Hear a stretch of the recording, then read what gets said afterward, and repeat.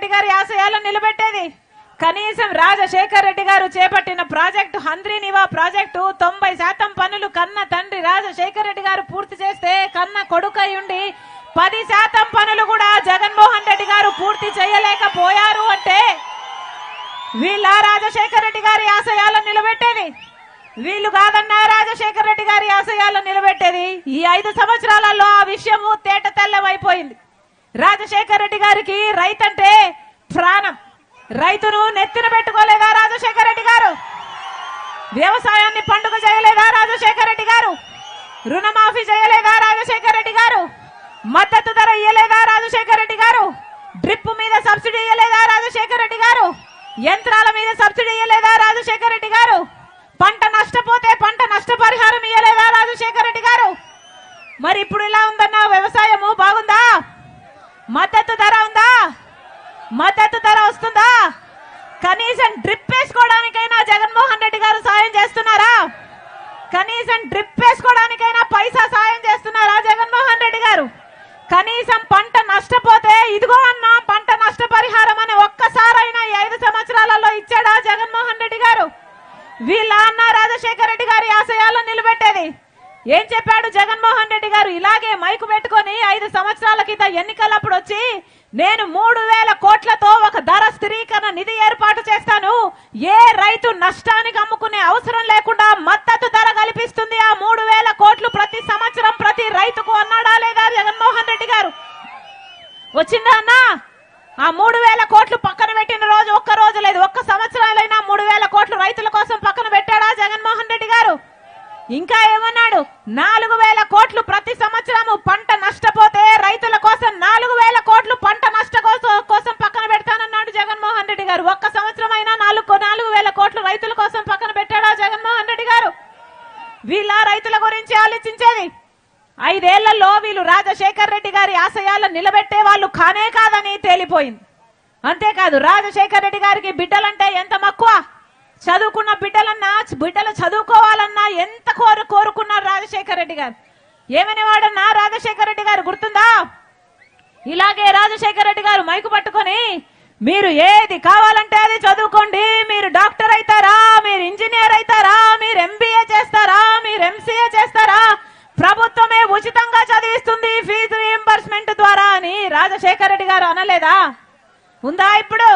కూలీ నాలీ చేసుకొని కళ్ళ తల్లిదండ్రులే చదివించుకోవాలి. పోనీ చదివించుకున్నాక ఉద్యోగాలు వస్తున్నాయా? ఏమో ఇంతమంది బిడ్డలు ఉండాలి ఇక్కడ, ఉద్యోగాలు వస్తున్నాయా? వచ్చాయా? పట్టుమని మన రాష్ట్రంలో 10 కొత్త పరిశ్రమలు కూడా రాలేదు. ఉద్యోగాలు ఎలా వస్తాయి? మనకు ప్రత్యేక హోదా రాలేదు. ప్రత్యేక హోదా వచ్చుంటే ఒక్కొక్క నియోజకవర్గానికి 100 కొత్త పరిశ్రమలు వచ్చేవి. 100 కొత్త పరిశ్రమలు ఒక్కొక్క నియోజకవర్గంలో వస్తే ఎంత అభివృద్ధి జరుగును, మన బిడ్డలకు ఎన్ని ఉద్యోగాలు వచ్చును? పోనీ ప్రైవేట్ పరంగా ఉద్యోగాలు లేవు. ఏమన్నాడు జగన్మోహన్ రెడ్డి గారు? ప్రతి జనవరి జాబ్ క్యాలెండర్ విడుదల చేస్తానన్నాడా లేదా? చేశాడా? ఒక్క సంవత్సరమైనా జాబ్ క్యాలెండర్ వచ్చిందా? ఇలాగే మైకు పట్టుకొని జగన్మోహన్ రెడ్డి గారు 5 సంవత్సరాల క్రితము 2,30,000 ఉద్యోగాలు ప్రభుత్వ శాఖల్లో ఖాళీగా ఉన్నాయి, నేను అధికారంలోకి వస్తే వెంటనే భర్తీ చేస్తానన్నాడు జగన్మోహన్ రెడ్డి గారు. చేశాడా? 5 సంవత్సరాలు అయిపోయింది. ఈ రోజు వరకు కూడా 2,25,000 ఉద్యోగాలు ప్రభుత్వ శాఖల్లో ఇంకా ఖాళీగానే ఉన్నాయి. మరి ఎందుకు చేయలేదు జగన్మోహన్ రెడ్డి గారు? ఏం చేశారు 5 సంవత్సరాలు? గుడ్డి గుర్రాలకు పళ్ళు తోమారా? గాడిదలు కాసారా? 5 సంవత్సరాలు ఏం చేశారన్నా? ఎందుకు వేయాలి వీళ్ళకు ఓట్లు? వీళ్ళ రాజశేఖర్ రెడ్డి గారి ఆశయాలను నిలబెట్టేది? ఏం చెప్పాడు ఆ రోజు జగన్మోహన్ రెడ్డి గారు? చంద్రబాబు గారు 7,000 నోటిఫికేషన్లు ఇస్తే సిగ్గులేదా చంద్రబాబు గారు? సిగ్గులేదా నీకు? 23,000 ఉద్యోగాలు టీచర్ ఉద్యోగాలు ఖాళీగా ఉంటే 7,000కే నోటిఫికేషన్లు ఇస్తున్నావని ఆ రోజు తిట్టిపోసిన జగన్మోహన్ రెడ్డి గారు ఈ రోజు మళ్ళీ అదే 23,000 ఉద్యోగాలు ఖాళీగా ఉంటే మెగా డిఎస్సి ఇస్తానని 5 సంవత్సరాల కింద చెప్పిన జగన్మోహన్ రెడ్డి గారు ఈ రోజు ఎలక్షన్లకి ఇంకా 2 నెలలు ఉందనంగా ఈ రోజు ఇప్పుడు 6,000తో ఒక దగా డిఎస్సి ఇస్తున్నాడు. మరి ఇది మోసం కాకపోతే ఏమిటి? ఏమైంది నీ మాట? 5 సంవత్సరాలు ఎందుకు ఇవ్వలేదు ఏ ఉద్యోగాలకైనా నోటిఫికేషన్? ఇప్పుడు ఎలక్షన్లు 2 నెలలు ఉంది అనగా ఇప్పుడు నోటిఫికేషన్లు ఇస్తే ఆ పరీక్షలు జరిగేటప్పుడు ఆ బిడ్డలకు ఉద్యోగాలు వచ్చేటప్పుడు ఇదేమైనా అయ్యేదా చచ్చేదా? ఎందుకు వేయాలన్నా వీళ్ళకు ఓట్లు? ఎందుకు వేయాలి వీళ్ళకు ఓట్లు? ఆలోచన చేయండి. రాజశేఖర రెడ్డి గారు ప్రజా దర్బారు పెట్టేవాళ్ళు. అంటే ప్రజలే ఎవరికి ఎప్పుడు ఇష్టం వస్తే అప్పుడు వెళ్ళి రాజశేఖర రెడ్డి గారిని కలిసేవాళ్ళు. రోజుకు వేల కొద్ది కలిశాడు రాజశేఖర రెడ్డి గారు. ఒక్క రోజైనా జగన్మోహన్ రెడ్డి గారు ప్రజా దర్బారు పెట్టారా? ఒక్క రోజైనా ప్రజల్ని కలిశారా? కనీసం వాళ్ళ మంత్రులకు ఎమ్మెల్యేలకు కలవడానికి అపాయింట్మెంట్ కు దిక్కు లేదు. ఇక ప్రజలు ఎక్కడ కలుస్తారన్నా? వీళ్ళ రాజశేఖర రెడ్డి గారి ఆశయాలను నిలబెట్టేది? వీళ్ళు కాదన్నా రాజశేఖర రెడ్డి గారి ఆశయాలను నిలబెట్టేది.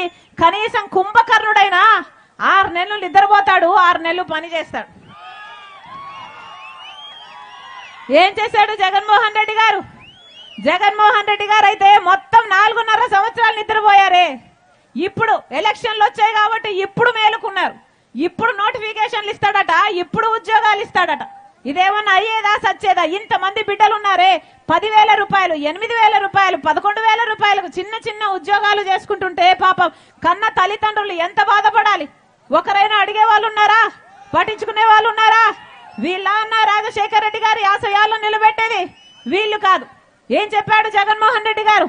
ఇలాగే మైకు పట్టుకొని ఇంట్లో 2 బిడ్డలకు ప్రతి అమ్మ ఒడి కింద ఇంట్లో 2 బిడ్డలకు 15,000 చొప్పున ఇస్తానన్నాడు.